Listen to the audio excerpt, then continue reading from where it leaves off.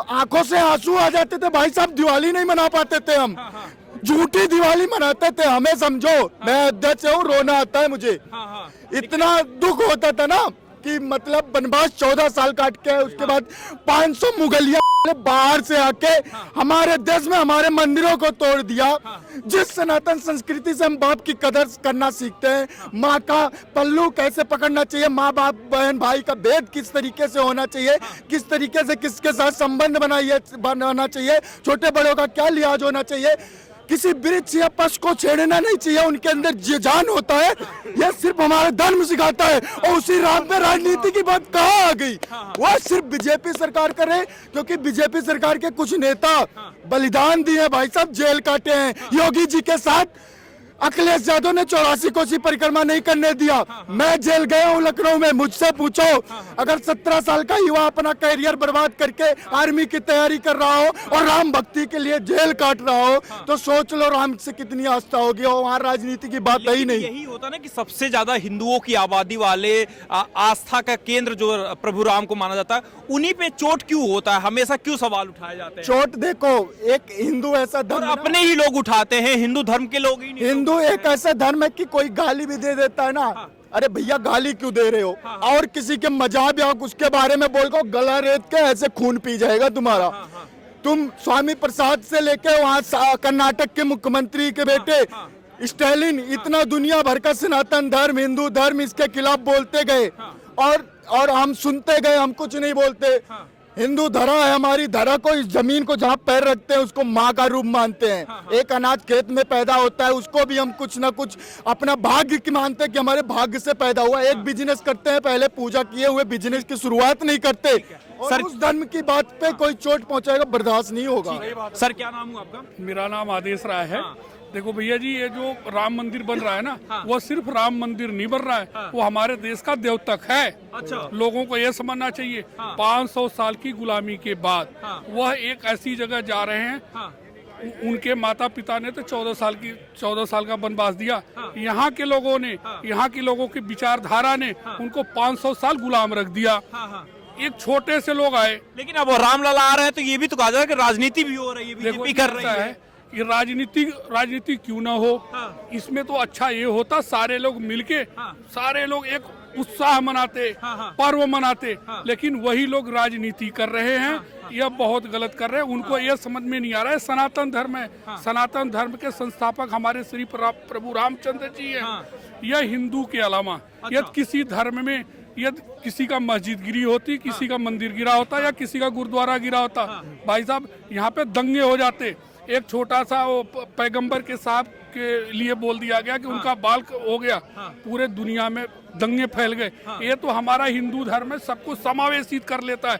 इसके साथ जितना चाहो गलत कर दो, ये चुप रहेगा। ये मुझे कहना नहीं चाहिए, ये जो हमारा ब्लड है ना, इसी में कमी रही कि थोड़े से मुगल आए, 400-500 साल उन्होंने राज किया, 2 साल इन्होंने अंग्रेजों ने राज किया। आज भी गलत हो रहा है। महाराणा प्रताप से भैया मान सिंह लड़े, कभी अकबर ना लड़ा। ये हमारी कमी है। ये जो कहा, मैं एक बात बोलना चाहूंगा। देखो, एक मुसलमान धर्म अपने धर्म को मानेगा, ठीक है, ऑब्वियसली वो अपनी मस्जिदों को और अपने मक्का को मानेगा। जैसे मैं हिंदू हूँ, मैं अपने राम को मानूंगा, अपने दिल से मानूंगा, ठीक है। मैं अपने धर्म के विरुद्ध कुछ नहीं सुन सकता, अपने मंदिर के विरुद्ध कुछ नहीं सुन सकता। ऐसे मुसलमान भी अपने धर्म के विरुद्ध कुछ नहीं सुन सकता। गलती इस बात की नहीं है, दुख इस बात का है कि देश के कुछ राजनेता जो हिंदू होते हुए भी कांग्रेस पॉलिटिकल पार्टी से होकर वो राम के विरुद्ध अपशगन बोल रहे हैं, राम के विरुद्ध इतना उल्टा सीधा बोल रहे हैं। तो दुख इस बात का है भैया कि तुम किस बात के हिंदू हो।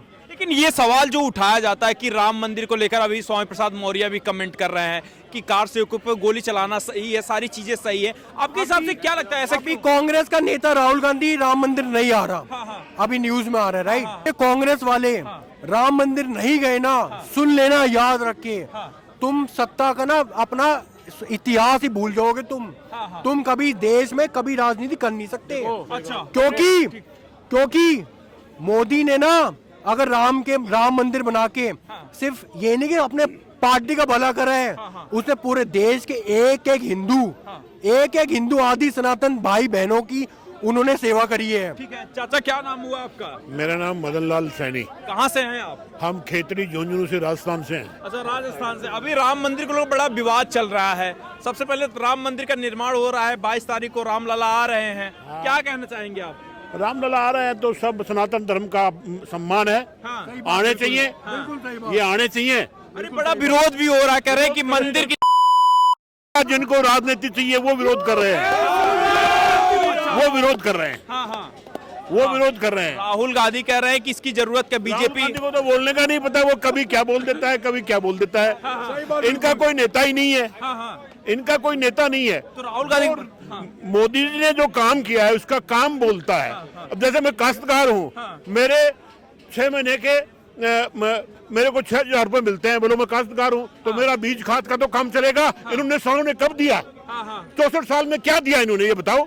देश को तो लूटा कह रहे है हैं कि और जो है मोदी जी लूट रहे हैं, तानाशाह हो गए हैं। कहाँ लूट रहे हैं, कहाँ लूट रहे हैं? अब हमारे राजस्थान में महिला समूह को 15,000 रुपए खाते में डाल रहे हैं वो सिलाई मशीन के लिए।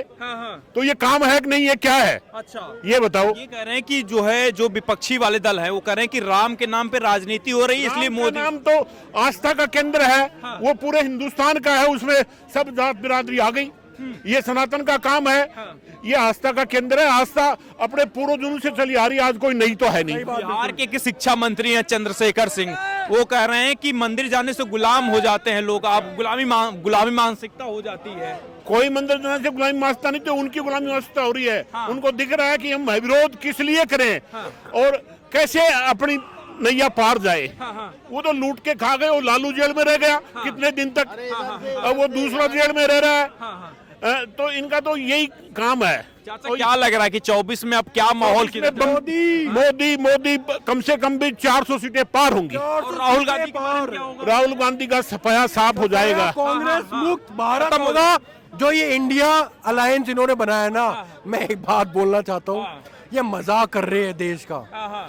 ये देश अपना खुद का मजाक उड़वा रहे भैया। तुम कुछ नहीं कर पाओगे। अच्छा, तुम्हारे मोदी समय ब्रांड है, ब्रांड। तुमने देखा लक्षद्वीप, इस समय एक बार लक्षद्वीप मोदी जी गए और जैसे लक्षद्वीप का टूरिज्म बढ़ चुका है ना, ऐसी मोदी जी ना कांग्रेस का पत्ता धीरे धीरे साफ हो चुका है। अब जो एक दो कीड़े मकोड़े बचे हैं ना, जो ये सोचते हैं ऐसे अलायंस, छोटे मोटे अलायंस बना के ये मोदी को हरा देंगे।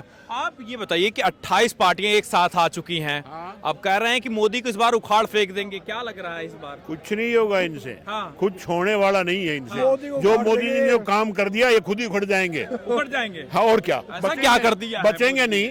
मोदी जी ने सब कुछ किया है, सब कुछ किया है। तो कह रहे हैं तानाशाह हो गए हैं, सांसदों की बात हो गए, क्या हो गए? सांसदों की बात नहीं सुनते तो हैं। देखो, राज तो बिगर एक आदमी के बिगर चलता नहीं है। 20 आदमी होंगे तो राज कैसे चलेगा? अपना घर ही नहीं चलता है, राज की तो अलग बात है, तो पूरा देश है, घर नहीं चलता है। अच्छा। एक आदमी की कमान एक घर में नहीं होती है, उसमें 10 मेंबर होते हैं। अगर वो एक उसका कमांडर नहीं होगा तो वो घर ही नहीं चलेगा, बिखर जाएगा। अच्छा, ये कहा जा रहा है कि राम मंदिर, एक अंकल सेकंड, ये कह रहे हैं कि राम ये मंदिर तक को होना चाहिए। राम मंदिर को लेकर ये कहा जा रहा है कि बीजेपी जो है क्रेडिट लेना चाह रही है कि हमने राम मंदिर को बनवाया, जबकि सुप्रीम कोर्ट का फैसला है। न्यायालय ने फैसला किया है, हमारी आस्था है, हम उसका कर रहे हैं। पब्लिक ने पैसा दिया है, मतलब वो आ रहा है ना कि भी पब्लिक ने उसके ब्याज से एक तल तैयार हो गया उनका। ब्याज से पब्लिक का पैसा, न गवर्नमेंट का पैसा लग रहा है, न और किसी का, न इन चोरों का पैसा लग रहा है। ये तो ट्रस्ट है, ट्रस्ट निर्माण करवा रहा है, पब्लिक पैसे दे रही है। और क्या? अच्छा, ये बताइए, हमेशा चुनाव में मंदिर जाते हैं राहुल गांधी, सोनिया गांधी, उनकी बेटी प्रियंका गांधी, सब मंदिर जाते हैं। राहुल गांधी बकायदा जनेऊ दिखाते तो आज हैं। उनके क्या दर्द हो रहा है? आज क्यों नहीं जा रहे हो? वो चुनाव में जाते तो आज क्या दर्द हो रहा है उनके तो जाने में? उनको निमंत्रण दिया, ट्रस्ट ने दिया, ट्रस्ट सबका है, उसमें मुसलमान भी है, एससी भी है, सब सरदार भी है, धर्म और दूसरे धर्म के लोग भी हैं, सब लोगों का ट्रस्ट है। तो कह रहे हैं कि चुनाव के लिए इस्तेमाल कर रही है। चुनाव को क्या होता है उनका, तो वो अब 22 को होना ही है, वो तो उनका तो पहले से ऐलान है ट्रस्ट का, तो ट्रस्ट कर रहा है, मोदी जी थोड़ी कर रहे हैं। अगर इन्हें ऐसा लगता है कि चुनाव के लिए ही मंदिर बनवाया था, तो भाई तुमने आज तक क्यों नहीं बनवाया? तुम जीत जाते 24 में, तुम मंदिर बनवा देते। अच्छा, देश में अगर कुछ अच्छा काम हो रहा है, हमारे धर्म के लिए कुछ अच्छा काम हो रहा है, कुछ पुण्य का काम हो रहा है, तो भाई क्या बुराई है इसमें? सवाल ये भी उठ रहा ना कि जो युवा हैं उनसे रोजगार के सवाल ना करके मंदिर मंदिर में भटका रही जो बेरोजगार है ना वो बेरोजगार ही रहेगा इस देश में, याद रखना। तुम्हारे अंदर स्किल होनी चाहिए। सरकार का काम है ना रोजगार दे, तो क्यों नहीं? आप तो काफी बुजुर्ग हो गए हैं, दोनों सरकारों को देखा है, जो कांग्रेस वाली सरकार रही है, अब बीजेपी की सरकार है, क्या बदलाव दिखा है आपको दोनों सरकारों में? सबसे बदलाव बढ़िया। जिस देश स्थिति से आगे बढ़ रहा है, हाँ। जैसे भाई साहब ने बताया जेडीपी का है, हाँ। तो देश आगे बढ़ रहा है। हाँ। ये आजकल पहले तो अनपढ़ लोग थे, हाँ। आज सारी दुनिया शिक्षित हो गई है, वो एक एक पॉइंट को जानती है। हाँ। उस हिसाब से मोदी जी ने किया है, हाँ। इसीलिए वो मोदी जी के साथ है। अच्छा, आप भी भैया मोदी जी के साथ हैं? आप मेरे को एक बात बताओ, हाँ। कांग्रेस ने 65 साल राज करा, हाँ। उसके टाइम 65 साल में 2014 में इंडिया की इकोनॉमी थी 1.5 ट्रिलियन डॉलर, ठीक है? हाँ। और अभी हाँ। मोदी जी का कार्यकाल हो गया 10 साल का, हाँ। 10 साल में 3.5 ट्रिलियन डॉलर, 2 ट्रिलियन डॉलर उन्होंने 10 साल में कर दिया, जो कांग्रेस 65 साल में नहीं कर पाई। और जो जेपी मॉर्गन चेज वर्ल्ड का सबसे बड़ा बैंक है, उसने इंडिया के जो गवर्नमेंट के बॉन्ड्स होते हैं वो लीगल कर दिए, जो कांग्रेस के राज में कभी जिंदगी में हो नहीं सकते थे। ये बहुत बड़ी बात है, क्योंकि जो बाहर के इन्वेस्टर है, बड़े बड़े बिजनेसमैन, अब वो इंडिया में इन्वेस्ट कर सकते हैं, इंडिया के बॉन्ड में इन्वेस्ट कर सकते हैं, ताकि वो लोग भी पैसा कमाए, इंडिया के अंदर पैसा है। आप यूथ के नाते कह रहे हैं कि इतना विकास हो रहा, सारी चीजें बदल रही हैं, फिर इतनी पार्टियां एक साथ होकर क्यों कह रही हैं कि तानाशाह है, इनको हटाइए भाई, बहुत ज्यादा दिक्कत हो रही है सर? करप्शन है ना, उनको पैसा नहीं मिलेगा ये सब देख के, करप्शन। अभी आप पेटीएम की ट्रांजैक्शन देख लो, पेटीएम का डेटा आता है, इतनी ऑनलाइन ट्रांजैक्शन, इतनी मतलब 10 ट्रिलियन डॉलर की, मतलब 10 ट्रिलियन रुपए की, इतने में ज्यादा वो ट्रांजैक्शन हो रही है। इन लोगों को समझ में आ रहा है कि नहीं आ रहा है? क्योंकि जब सारा पैसा ऑनलाइन जा रहा है, उनको ब्लैक मनी मिल नहीं रहा, कहाँ पे छुपाए, क्या करे क्या नहीं करे। अभी ये सभी है जो करप्शन के चक्कर में वो। आपको राम मंदिर को लेकर क्या कहना है? राम मंदिर को क्या कहना है? किसको अच्छा है, क्योंकि विपक्ष ने बाइकआउट कर दिया है कि नहीं जाएंगे, क्योंकि पॉलिटिकल इवेंट बनाया जा रहा है। तो इस्लामिस्ट जो होते हैं वो इस्लामिस्ट तो इग्नोर करते ही है, उनकी इसमें कोई बड़ी बात नहीं है। क्योंकि राहुल गांधी तो पहली बात गांधी है नहीं, क्योंकि उनकी माँ हिंदू है और क्या है? कहाँ है कि उनकी माँ एंटोनिया माइनो, सोनिया गांधी का नाम सोनिया गांधी नहीं है, एंटोनिया माइनो नाम है उनका। वो इटली से आ रखी है, उनके बाप का जो असली नाम है वो भी गांधी नहीं है। ये सारे इनके राहुल गांधी तो ये कहते हैं हमारे पूरे परिवार ने जो है देश के लिए शहीद हो गए हैं, पूरा जो है। कहाँ शहीद हो गए? राहुल गांधी की 4 पासपोर्ट क्यों है फिर? राहुल गांधी की 4 पासपोर्ट क्यों है? एक इटली का है, एक इंडिया का है, और बाकी जो पासपोर्ट है किस लिए फिर वो? अच्छा, ये क्या सीन समझ में आ रहा है? राम मंदिर को लेकर क्या कुछ कहना चाहेंगे? देखिए क्या है ना कि जो मंदिर है वो हमारे जीवन की धुरी है। ठीक है। वैदिक काल में मंदिर परिसर के अंदर गुरुकुल होता था, विद्यालय होता था, रिसर्च सेंटर होता था, यूनिवर्सिटी होता था। अच्छा। और जो पूरा अर्थव्यवस्था है वो मंदिर के इर्द गिर्द घूमता था।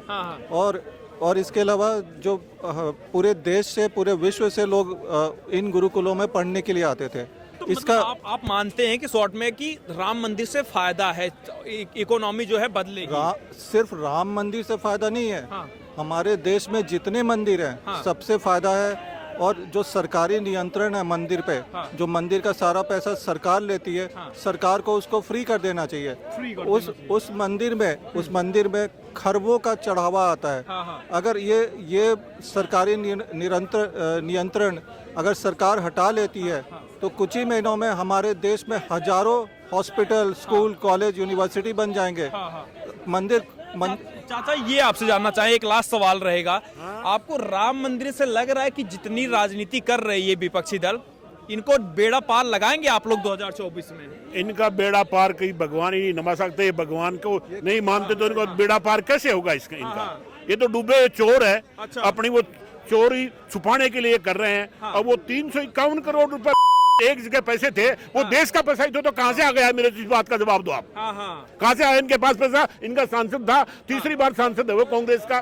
टीवी में हमने देखा है 351 करोड़ रुपए उसके अलमारियों में मिले, बैंक में जमा होते, तो वो एक देश की इकोनॉमी से उससे बढ़ती। अच्छा, तो इनका क्या है? ये तो चोर हैं। अच्छा। इनका कमाने खाने का काम है। तो आपको लग रहा है 24 मोदी आ रहे हैं? 24 में मोदी बम्पर सीटों से आ रहे हैं। भैया क्या कर रहे हैं? 24 में कम से कम भी तो मैं 400 से पार लोग ये मोदी जी सीट लेके आएंगे। आ रहे हैं? बिल्कुल 100% मोदी जी आ रहे हैं। उसका कारण और रीजन मैं आपको बता देता हूँ। इन कांग्रेस वालों के पास ना तो कोई विजन है, ना उनकी अरे भारत जोड़ो यात्रा चला रहे हैं, भारत जोड़ो न्याय। अरे यार मैं आपको ये बता रहा हूँ, 4 स्टेटों 5 स्टेटों में चुनाव हुआ, इन्होंने पहले यात्रा निकाली थी ना, क्या हुआ? अरे वहाँ ईवीएम से जीत गए हैं, यही तो कह रहे हैं ईवीएम हिमाचल प्रदेश में जीते थे तो ईवीएम से नहीं जीते, कर्नाटक में जीते तो ईवीएम से नहीं जीते वो।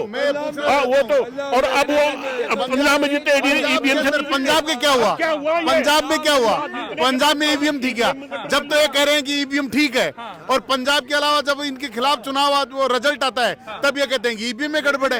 ये कोई तरीका थोड़ी है। या तो ये कहो कि हम जहाँ जीते वहाँ भी गड़बड़ है, हम गलत तरीके से जीते हैं। तब कि बैलेट पेपर से चुनाव कराइए, 40 सीटें भी नहीं पाएंगे इस बार। आपको पता है क्या, अगर कोई चुनाव लड़ता है बैलेट पेपर से कितना समय खराब होता है? काउंटिंग जब करते हैं 2 दिन तक रिजल्ट नहीं आता है, और उसके अंदर कोई धांधली हो गई, कोई पेपर खा गया, कोई पेपर फाड़ दिया। जैसे मैं जीतने वाला हूँ सिर्फ 5 वोटों से, अगर मेरे 5 वोट अगर वो खा गया और उसको कैंसिल कर दिया, फाड़ दिया, तो मेरा तो भविष्य दांव पे लग गया। जनता ने मुझे उम्मीद करके चुना और मेरा रिजल्ट उन्होंने वो गफलाबाजी से बदल दिया। ये तो वोटिंग मशीन है, जैसे आप दबाओगे बटन और बटन दबाते ही आपका एकदम क्लियर रहेगा। अगर आपको 5 वोट मिले तो वो 5 ही दिखाएगा, मुझे 10 मिले तो मुझे 10 दिखाएगा। मैं कह रहा हूं कि जब मेरी बात सुनिए, 5 स्टेटों में भी चुनाव हुआ है। मध्य प्रदेश में बीजेपी आई है, राजस्थान में बीजेपी आई है, छत्तीसगढ़ में बीजेपी आई है। छत्तीसगढ़ में इससे पहले जब बैलेट पेपर से चुनाव हुआ तब छत्तीसगढ़ में कांग्रेस जीती थी, तब तो नहीं कहा इन्होंने कि अब ये बैलेट पेपर से कराना चाहिए था। पंजाब में जीते तब भी। ईवीएम को लेकर जो सवाल उठाए जा रहे हैं, आपको लग रहा है कि ईवीएम का है वाकई मसला? अगर ईवीएम हटा दिए जाए तो सीटें कम हो जाएंगी। मैं कह रहा हूं इनके पास में कोई मुद्दा ही नहीं है। सिर्फ और सिर्फ देश की जनता को बरगलाने के लिए, सिर्फ मात्र इस देश की जनता को बरगलाने के लिए सब ये कर रहे हैं। बाकी इनके पास, आप मुझे एक बात बताइए, आपका इनका विजन बताइए। आप एक भी हिंदुस्तान के अंदर एक भी बीजेपी का कोई सांसद है? सीधा ये कह रहे हैं कि तानाशाह हैं मोदी जी, इसलिए इनको हटाना जरूरी है। नहीं, कि क्या तानाशाही कह रहे हैं? सांसदों की बात नहीं 300 हैं, सांसदों का निलंबन हो जाता है अगर सवाल संसद में उठाए जाते हैं। देखिए मेरी बात सुनिए आप, अगर बीजेपी नरेंद्र मोदी का एक ही विजन है, अगर कोई भी सांसद जिसकी अच्छी परफॉर्मेंस होगी वो काम करेगा, अगर वो उसकी काम करने की इच्छा नहीं है तो उसका विभाग भी बदला जाएगा और उसका मंत्रालय भी छीना जाएगा। अब आप देखिए सारंगी जी थे, लोग कह रहे थे कि बहुत अच्छा काम करे, हम भी मान रहे बहुत अच्छा काम किया, लेकिन उनकी काम करने की कोई न कोई गति धीमी रही होगी, उसके बाद में उनका मंत्रालय ले लिया गया। इसमें क्या बुरा किया?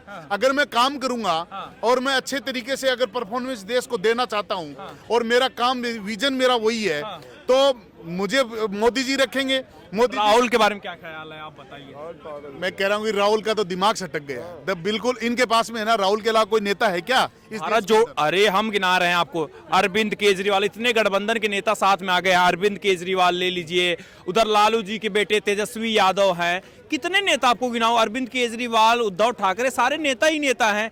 चुनिए आप मुझे जवाब दीजिए। अभी आपके कितने लोग जेल में हैं? कितने लोग? अरे वो तो वही तो दिक्कत है ना कि ईडी सीबीआई का गलत इस्तेमाल हो रही है मोदी सरकार में। मैं कह रहा हूँ कि आपको नहीं पकड़ रहे हैं ईडी वाले, मुझे नहीं पकड़ रहे हैं, ये जनता सामने खड़ी है, इनको किसी को नहीं पकड़ रहे हैं। तो केजरीवाल साहब कर रहे हैं, डर रहे हैं, इसलिए जो है केजरीवाल खुद जेल में जाने वाला है, इसलिए हा हल्ला कर रहा है।